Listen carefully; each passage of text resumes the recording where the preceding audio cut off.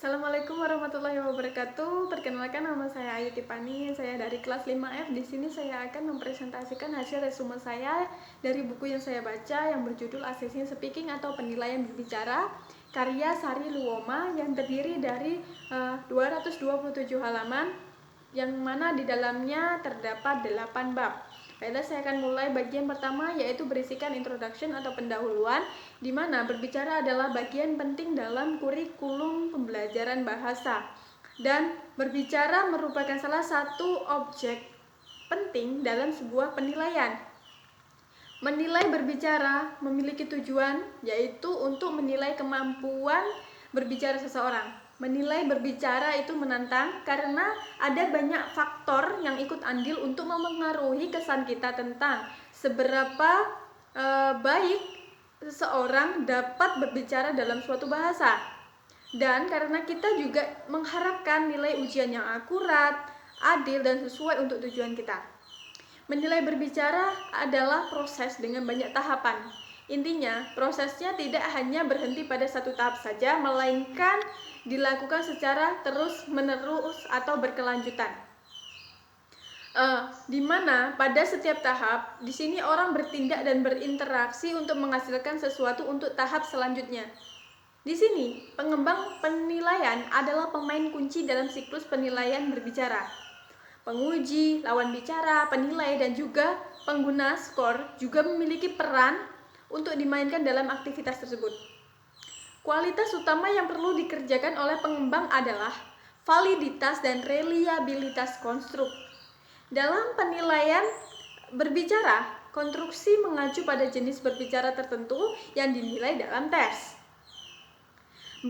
Bekerja pada validitas konstruk berarti memastikan bahwa hal yang sedang dinilai adalah hal yang memang benar, dan itu adalah kualitas yang paling penting dalam semua penilaian. Di sini pekerjaan validasi mencakup proses dan produk dari semua tahapan dalam siklus penilaian berbicara. Mereka dievaluasi berdasarkan definisi keterampilan berbicara yang ingin dinilai oleh si pengembang. Di sini, reliabilitas berarti memastikan bahwa tes tersebut memberikan hasil yang konsisten dan dapat diandalkan. Pemeringkatan dapat dilakukan selama pengujian atau setelahnya berdasarkan rekaman dan juga skor yang didapat digunakan dalam berbagai tujuan. Kegiatan ini dimulai dengan pengembang mendefinisikan tujuan penilaiannya itu apa, jenis bicara yang perlu dinilai itu yang bagaimana, atau konstruksi tesnya itu yang bagaimana. Untuk melakukan ini, pengembang perlu memahami seperti apa berbicara itu sebagai sebuah keterampilan. Untuk selanjutnya yaitu bab 2, yaitu sifat berbicara. Ada 2 sifat berbicara, yaitu berbicara sebagai interaksi dan juga berbicara sebagai aktivitas sosial. Kedua hal ini secara bersama-sama membantu seseorang pengembang penilaian dalam membentuk pemahaman yang jelas tentang apa artinya mampu berbicara dalam suatu bahasa, dan kemudian mentransfer pemahaman ini ke desain tugas dan kriteria penilaian. Fitur tes yang lebih konkret dalam berbicara akan membuat hasil yang diinginkan menjadi semakin pasti, yaitu kemampuan berbicara dalam suatu bahasa. Untuk menilai berbicara sendiri itu perlu yang namanya mendeskripsikan bahasa tersebut. Lalu hal-hal apa saja yang perlu diperhatikan dalam bahasa lisan untuk mempermudah membentuk desain penilaian. Yang pertama yaitu suara pidato, yang kedua yaitu tata bahasa lisan, yang ketiga yaitu kata-kata yang diucapkan, dan yang keempat yaitu gelincir dan error. Berbicara merupakan bagian dari aktivitas sosial. Dalam interaksi lisan yang khas, 2 orang atau lebih berbicara satu sama lain tentang hal-hal yang menurut mereka saling berhubungan dan relevan dengan situasi tersebut. Dalam interaksi ini, semua peserta adalah pembicara dan juga sekaligus pendengar. Keterbukaan makna tidak hanya sekedar kenyamanan dalam berbicara, namun di sini pembicara dapat menemukan informasi tentang pendengar seperti apa yang sudah diketahui oleh pendengar, apa yang ingin dipahami pendengar, dan strategi terbaik apa yang mungkin dapat membujuk pendengar untuk menerimanya, dan sudut pandang mereka itu seperti apa. Kealamian mungkin tidak mudah untuk diperhatikan oleh seorang penilai, kecuali perhatian mereka secara khusus ditarik melalui pelatihan, instruksi penilai, dan susunan kata skala penilaian. Ada 3 bagian penting dalam berbicara, yaitu tujuan berbicara, situasi berbicara, dan juga peran pembicara. Di mana ketiga bagian ini membantu pengembang penilaian memikirkan tentang jenis percakapan apa yang akan disertakan dalam penilaian mereka, dan juga memfokuskan penilaian pada konstruksi yang sesuai. Variasi dalam penggunaan bahasa lisan seperti berbicara untuk mengobrol dan berbicara untuk menginformasikan. Kerangka kerja berbicara mencantumkan potensi faktor sosial dan kontekstual yang mempengaruhi pidato, yaitu seperti situasi, peserta, akhir urutan babak, kunci, instrumentalis, norma, genre.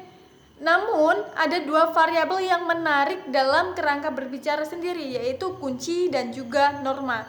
Kesopanan sulit untuk dinilai karena bersifat interpersonal, dan hubungan sosial antara peserta tes bersifat artifisial. Untuk solusinya sendiri, dalam memberikan penilaian kesopanan bisa melalui 3 tingkatan, yaitu tingkatan yang sesuai, agak sesuai, dan patut dipertanyakan atau lebih buruk.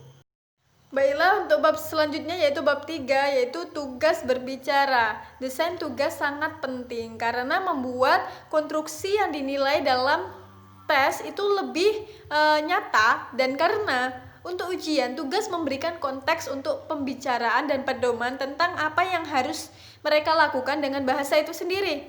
Sedangkan untuk tugas berbicara sendiri dapat dilihat sebagai kegiatan yang melibatkan penutur dalam menggunakan bahasa dengan tujuan untuk mengarsipkan suatu tujuan atau sasaran tertentu dalam situasi berbicara tertentu.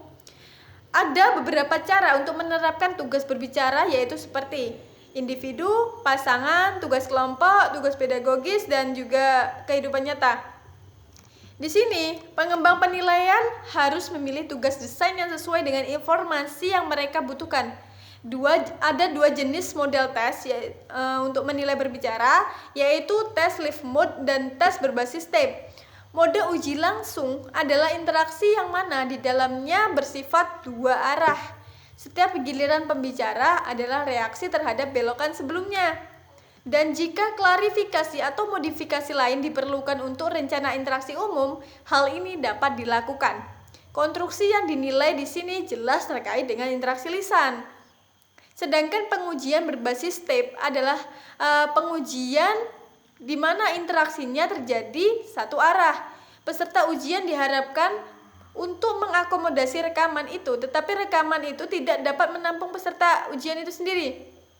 Diskusi tentang kesulitan tugas menunjukkan bahwa ini bukan properti langsung dari tugas, melainkan hasil dari 2 proses interaktif, yaitu pengujian dan juga penilaian. Selanjutnya yaitu bab 4 yang berjudul skala berbicara. Skor berbicara mengungkapkan seberapa baik si peserta ujian dapat berbicara dalam bahasa yang sedang diuji. Skala berbicara terdiri dari serangkaian tingkat menaik mereka dalam beberapa hal terkait dengan akuisisi bahasa kedua atau SLA. Contoh skala berbicara seperti skala sertifikat nasional, skala berbicara ACTFL, skala tes bahasa Inggris lisan, skala berbicara kerangka umum Eropa. Yang pertama yaitu skala sertifikat nasional. Skala sertifikat nasional merupakan skala holistik dengan 6 tingkat. Di sini, skala holistik sendiri yaitu mengungkapkan kesan keseluruhan dari kemampuan si peserta ujian dalam satu skor. Skala sertifikat nasional mencakup seluruh rentang kemampuan dari pemula awal hingga sangat mahir. Skala holistik praktis untuk pengambilan keputusan karena di sini hanya memberikan satu skor. Dari perspektif penilai, skala peringkat holistik membuat peringkat menjadi cepat karena lebih sedikit untuk dibaca dan diingat. Yang kedua yaitu skala berbicara ACTFL. Skala ACTFL adalah skala peringkat perilaku yang di dalamnya yaitu terdapat penjelasan fitur bahasa pelajar dalam konteks khusus penggunaan bahasa. Brindley pada tahun 1980 menjelaskan bahwa skala ini memiliki 10 tingkatan yang berfokus pada tahap awal dan menengah dari pembelajaran bahasa. Yang ketiga yaitu tes skala bahasa Inggris lisan. Di sini skala penilaian holistik dan analitik adalah saling berkombinasi. Skala TSE memiliki 5 tingkatan yang diberi label 20, 30, 40, dan 60. 50 dan 60. Yang keempat yaitu skala berbicara kerangka umum. Skala ini merupakan sumber untuk pendidikan bahasa. Ini dimaksudkan untuk membantu si pelajar, guru, dan penilai untuk menetapkan tujuan untuk pembelajaran bahasa dan memberi mereka dukungan untuk mencapainya. Ada beberapa metode pengembangan skala untuk menilai berbicara, yaitu seperti metode intuitif, metode kualitatif, metode kuantitatif. Dan selanjutnya adalah tentang penelitian tentang perkembangan kemampuan berbicara. Ini dapat mendukung konstruksi skala penilaian untuk berbicara. Di sini, kefasihan adalah konsep sentral yang sulit dalam menilai berbicara. Baiklah, untuk bab selanjutnya yaitu yang berjudul model teoritis. Di sini model bukan satu-satunya pilihan untuk mereferensikan tes berbicara, tetapi model dapat berguna untuk menguji proyek karena model biasanya disajikan dalam format eksplisit namun ringkas, sehingga memungkinkan untuk melihat definisi konstruksi tes dalam cahaya mereka. Menerapkan model dalam desain tes. Ketika pengembang mendefinisikan konstruksi yang akan dinilai, model teoritis dapat membantu karena mereka dapat menawarkan susunan kata yang memberikan kriteria untuk mengevaluasi kelengkapan tes dan menerapkan model dalam pengujian seperti yang pertama yaitu model sebagai jangkar teoritis. Maksudnya di sini penilaian berbicara individu jarang dimaksudkan untuk menerapkan semua aspek model teoritis.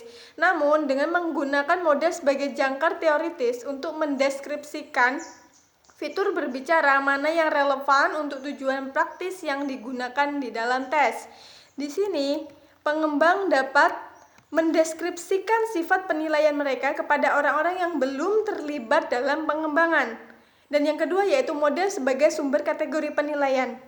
Di sini salah satu aplikasi konkret model dalam pengembangan tes adalah menggunakannya untuk menginformasikan organisasi dan susunan kata dari kriteria penilaian.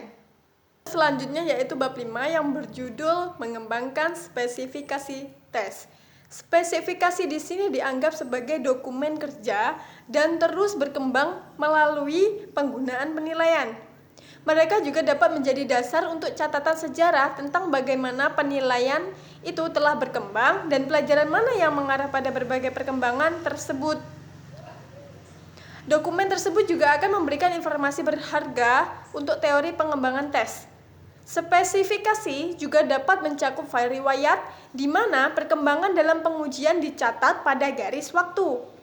Ini tentunya sangat berguna untuk menghitung evolusi pengujian, bahkan mungkin yang lebih penting seperti sebagai sumber yang memungkinkan developer pengujian untuk merefleksikan aktivitas mereka sendiri. Menulis spesifikasi konstruk. Tujuannya adalah untuk menghasilkan definisi konstruksi yang rinci dan konstekstual. Dan di sini ada beberapa tahapan dalam penulisan spesifikasi konstruk, yaitu yang pertama, menjelaskan konteks penilaian. Dalam tahap ini terdapat pertanyaan pengantar tentang penilaian, dan yang kedua yaitu mencirikan prosedur penilaian. Dalam tahap ini melibatkan pertanyaan umum tentang prosedur penilaian itu sendiri. Dan yang ketiga yaitu menuju mendeskripsikan konstruk. Langkah dalam menulis definisi konstruk ini memfokuskan perhatian pengembang pada bahasa pelajar untuk membantu mendeskripsikan keterampilan yang akan dinilai. Yang keempat yaitu mengaitkan deskripsi konstruk dengan model dan kerangka kerja.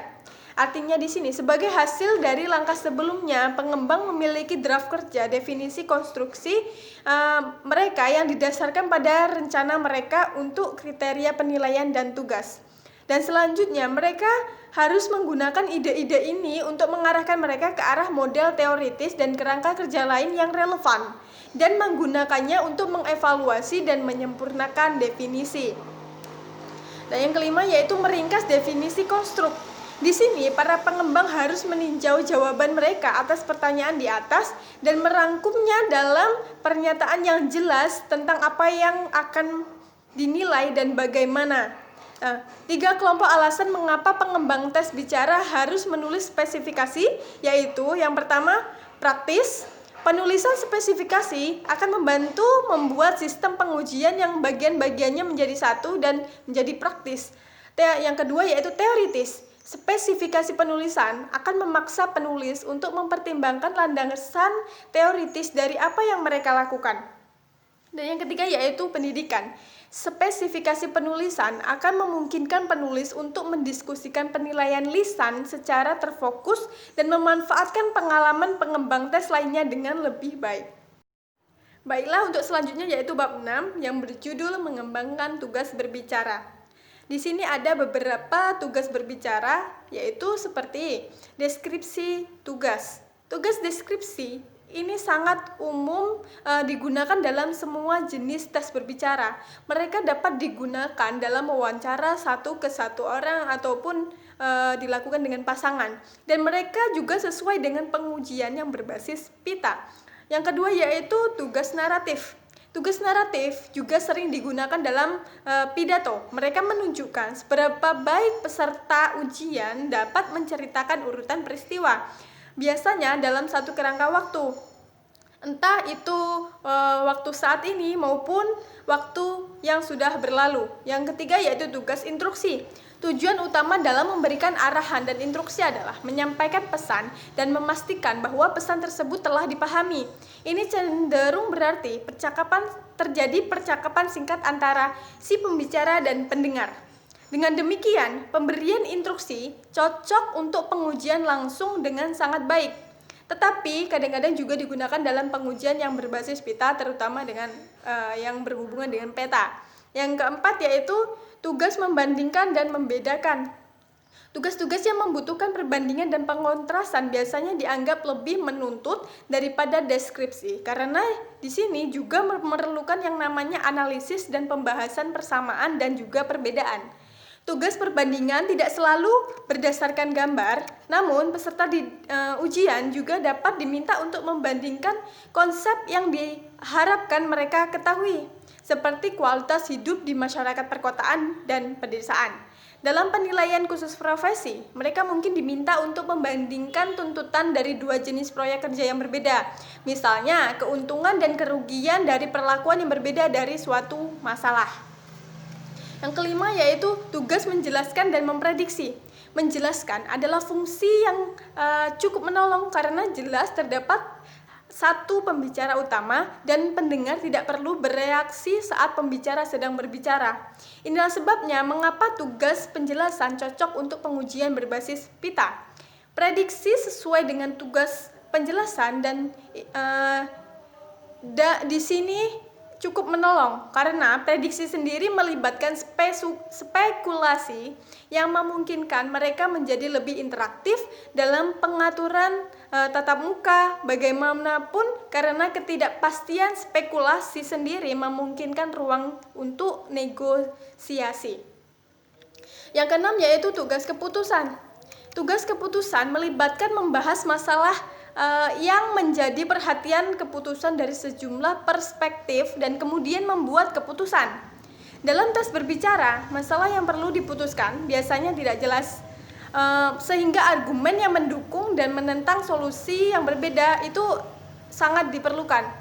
Tugas keputusan pada dasarnya bersifat interaktif, dan jika versi tugas ini digunakan dalam pengujian berbasis pita, tugas tersebut menjadi salah satu cara untuk mengungkapkan pendapat dan membenarkannya. Interaksi juga melibatkan negosiasi antara sudut pandang yang berbeda dan mempertimbangkan orang lain. Yang ketujuh yaitu tugas bermain peran dan simulasi. Tugas bermain peran adalah cara untuk membuat komunikasi dalam ujian menjadi lebih fleksibel. Karena daripada berbicara dengan penguji, peserta ujian mengambil peran baru dan hubungan peran baru yang disimulasikan dengan mitra komunikasi mereka. Tugas situasi simulasi sangat mirip dengan permainan peran karena melibatkan memerankan situasi komunikasi yang dibayangkan. Yang kedelapan yaitu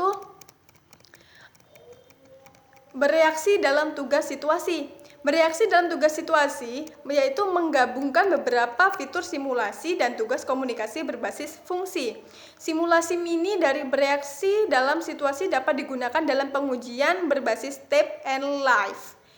Tugas berbicara terstruktur. Tugas berbicara terstruktur ini disebut terstruktur karena mereka mengontrol cukup dekat apa yang akan dikatakan oleh si peserta ujian. Tugas berbicara terstruktur biasanya digunakan untuk mengevaluasi fitur linguistik terutama pada pengucapan dan tata bahasa. Kemudian ada beberapa masalah praktis dalam desain tugas. Yang pertama yaitu memilih apa yang akan diuji. Yang kedua, spesifikasi tugas penulisan. Yang ketiga yaitu menulis materi tugas dan materi sebenarnya. Yang keempat yaitu memilih dan membuat gambar untuk tugas. Yang kelima yaitu tugas-tugas yang akan dimediasi tape dan tatap muka. Yang keenam yaitu bahasa dan instruksi tugas. Baiklah, untuk bab terakhir di sini berjudul memastikan penilaian berbicara secara handal dan juga valid. Keandalan untuk penilaian berbicara sendiri di sini didefinisikan sebagai sebuah konsistensi dari skor. Jadi, reliabilitas itu sangatlah penting karena itu berarti bahwa skor itu bisa diandalkan nantinya ketika proses pengambilan keputusan. Skor yang tidak bisa diandalkan itu bisa menyebabkan penempatan yang salah.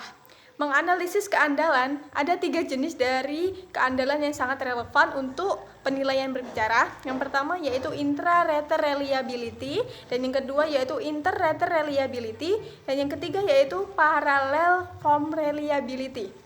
Dan selanjutnya yaitu validitas untuk penilaian berbicara. Validitas sendiri merupakan pertimbangan yang sangat penting di dalam sebuah pengembangan tes. Singkatnya di sini validitas lebih mengacu pada kebermaknaan skor. Baiklah, itu saja hasil resume dari buku yang saya baca. Saya akhiri, wassalamualaikum warahmatullahi wabarakatuh.